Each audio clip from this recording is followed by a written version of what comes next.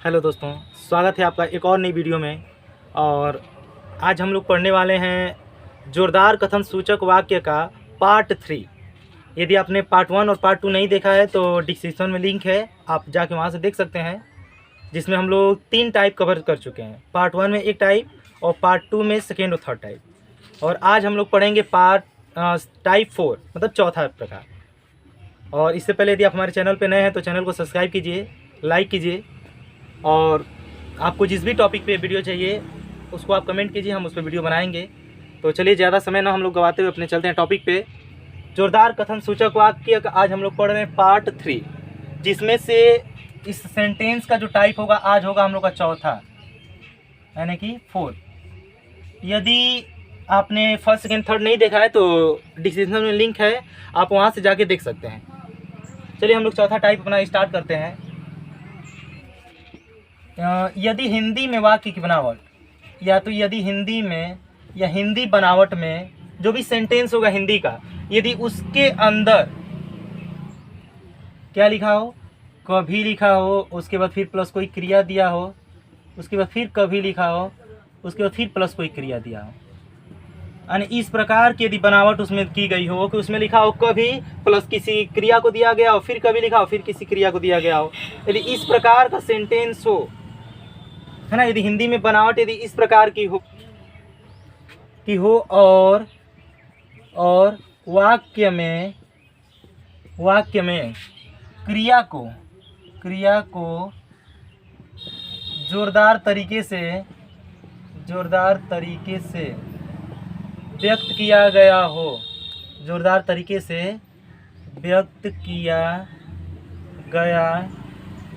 तो देख लीजिए ध्यान से। यदि हिंदी में वाक्य की बनावट कभी प्लस क्रिया प्लस कभी फिर प्लस क्रिया दिया हो और उन क्रियाओं को यदि जोरदार तरीके से व्यक्त किया गया हो, तो जो अंग्रेजी अनुवाद बनेगा हम लोग का, उसका रूल क्या हो जाएगा, हम लोग का रूल हो जाएगा, पहले लिखेंगे नाउ, उसके बाद सब्जेक्ट, उसके बाद वर्ब, उसके बाद फिर नाउ, उसके बाद फिर सब्जेक्ट लिखेंगे, उसके बाद फिर प्लस वर्ब।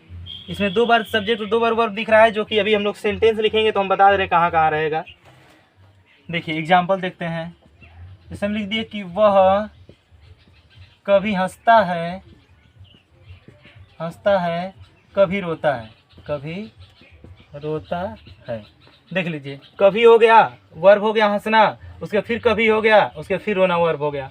तो जब इस प्रकार की बनावट हो तो पहले क्या लिखेंगे हम लोग, नाउ, उसके बाद सब्जेक्ट क्या हो जाएगा, ही, उसके बाद फिर वर्ब, पहला वाला लेके चल रहे हैं तो क्या हो जाएगा, नाउ ही हंसता है, लाफ्स, प्रेजेंट इनफिनिट टेंस है, नाउ ही लाफ्स, उसके बाद फिर क्या हो जाएगा, नाउ सब्जेक्ट लिखेंगे, फिर अब रोने का कार्य कौन कर रहा है, यही ना, सब्जेक्ट उसका भी वही है, तो हो जाएगा नाउ ही, उसके बाद वर्ब लिख देंगे, क्या हो जाएगा, वीप्स। ध्यान से देख लीजिए, पहले लिखेंगे नाउ हो गया, उसके बाद सब्जेक्ट व ही, वर्ब लिखेंगे हंसता है, प्रेजेंट इनफिनिट है तो लाफ्स हो जाएगा, उसके बाद फिर नाउ, उसके बाद सब्जेक्ट लिखेंगे, तो अब जो सेकेंड वर्ब आया है उसके अकॉर्डिंग सब्जेक्ट रखा जाएगा।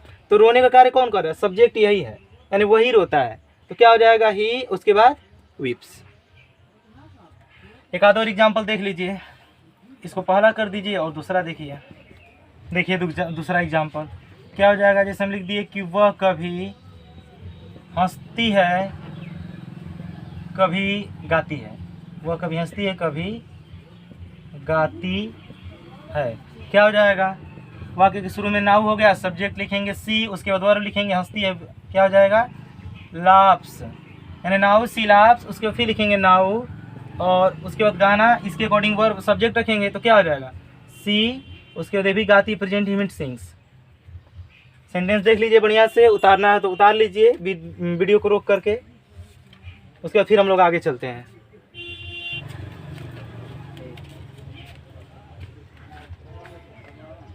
अब आप लोग उतार लिए होंगे। देखिए हम लोग अब अगला टाइप पढ़ते हैं, 5वां।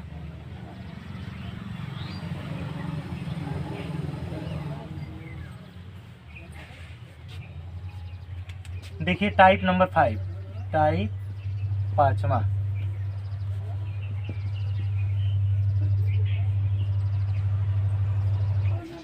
चलिए देखिए, उसी का हम लोग अब टाइप 5वां पढ़ते हैं। टाइप 5वां है कि यदि हिंदी में संज्ञा या सर्वनाम, संज्ञा या सर्वनाम मतलब नाउन या प्रोनाउन के बाद जो है किसका प्रयोग किया गया हो, स्वयं का प्रयोग किया गया हो, अपने आप का प्रयोग किया गया हो, अपने आप या खुद ही, यदि इन शब्दों का प्रयोग किया गया हो, यहाँ से देख लीजिए, संज्ञा या सर्वनाम, उसके बाद स्वयं या अपने आप या खुद ही, इन तीनों में से कोई एक लिखा हो, और वाक्य में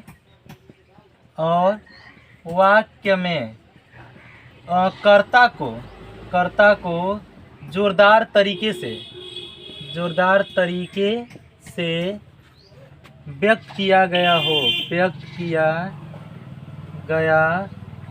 हो तो यहाँ से देख लीजिए, यदि हिंदी में संज्ञा या सर्वनाम प्लस स्वयं या अपने आप या खुद ही, इन तीनों में से कोई एक का यदि प्रयोग किया गया हो और उस सेंटेंस में यदि सब्जेक्ट को जोरदार तरीके से व्यक्त किया गया हो, तो ऐसे वाक्यों का अंग्रेजी अनुवाद करते समय देखिए रूल क्या लगेगा हम लोग का। देखिए रूल हो जाएगा हम लोग का, पहले लिखेंगे सब्जेक्ट, उसके बाद रिफ्लेक्सिव प्रोनाउन, जिसको हम लोग कहते हैं सेल्फ फॉर्म, जो प्रोनाउन का होता है सेल्फ फॉर्म, वही तो रिफ्लेक्सिव प्रोनाउन। और उसके बाद सब्जेक्ट के अकॉर्डिंग रखेंगे रिफ्लेक्सिव प्रोनाउन, उसके बाद हम लोग रखेंगे वर्ब, उसके बाद ऑब्जेक्ट एक्स्ट्रा वर्ड यानी केवल अदर वर्ड लिख दीजिए, अदर वर्ड्स। ध्यान से देख लीजिए, सब्जेक्ट लिखेंगे रिफ्लेक्सिव प्रोनाउन, या तो उसी को हम लोग सेल्फ फॉर्म भी कहते हैं, और उसके बाद वर्ब, उसके बाद अदर वर्ड्स। अब रिफ्लेक्सिव प्रोनाउन यदि नहीं समझ में आ रहा तो थोड़ा सा हम बता दे रहे हैं, आप देख लीजिए।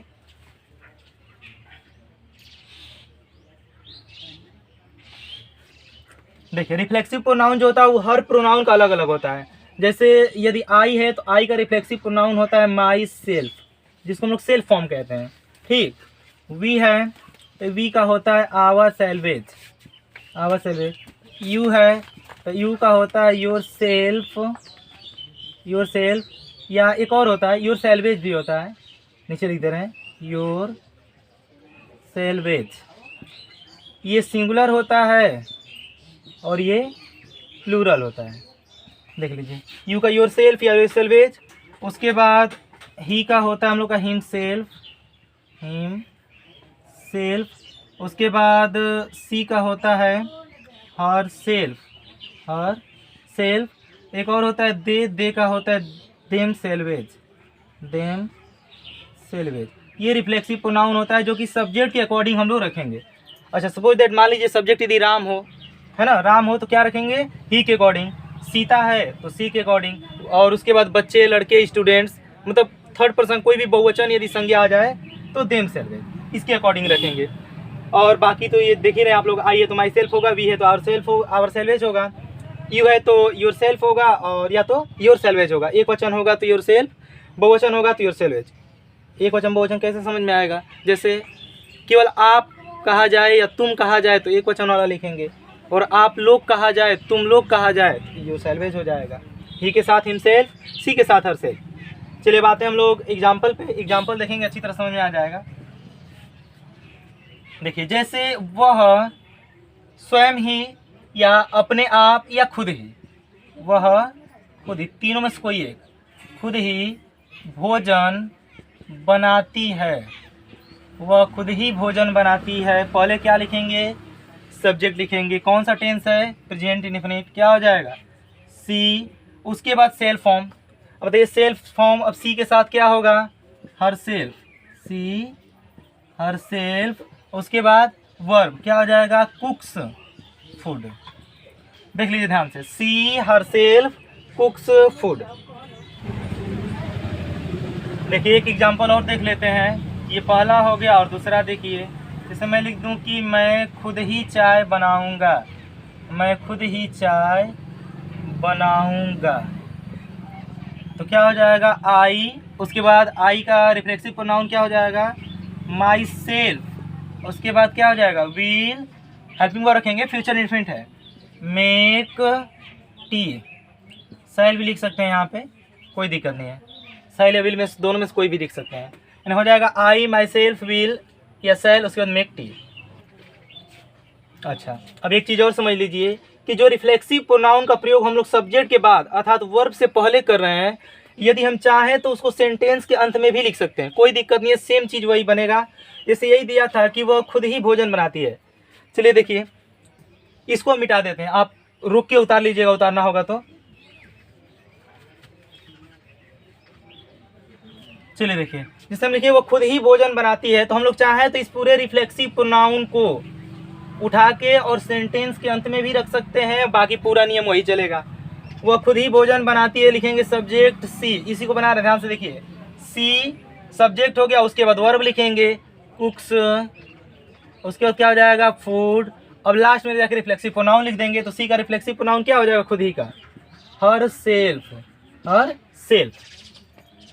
इसको भी देख लीजिए, मैं खुद ही चाय बनाऊंगा, इसका भी अगर हम चाहें तो इस वाले नियम से बना सकते हैं, क्या हो जाएगा आई सैल या विल में से कोई एक, उसके बाद क्या लिखेंगे वर्ब लिखेंगे मेक, उसके बाद टी और आई के अनुसार रिफ्लेक्सिव प्रोनाउन रख देंगे, क्या हो जाएगा माई सेल्फ। देख लीजिए बढ़िया से, समझ में आ गया हो तो ठीक है। हम वीडियो के लास्ट में एक्सरसाइज दे देंगे, आप चाहें तो उसमें से देख के कर सकते हैं, और यदि चेक करना ना हो तो आप कमेंट कर दीजिए, या तो हम ईमेल अपना डाल देंगे डिस्क्रिप्शन में, उस पर भेज भी सकते हैं आप, कोई दिक्कत नहीं है, उस भेज देंगे तो भी हम चेक कर देंगे। आशा करता हूँ ये वीडियो आपको समझ में आई होगी। अगर कोई दिक्कत हो तो आप कमेंट कीजिए, हम रिप्लाई करेंगे। Thanks for watching.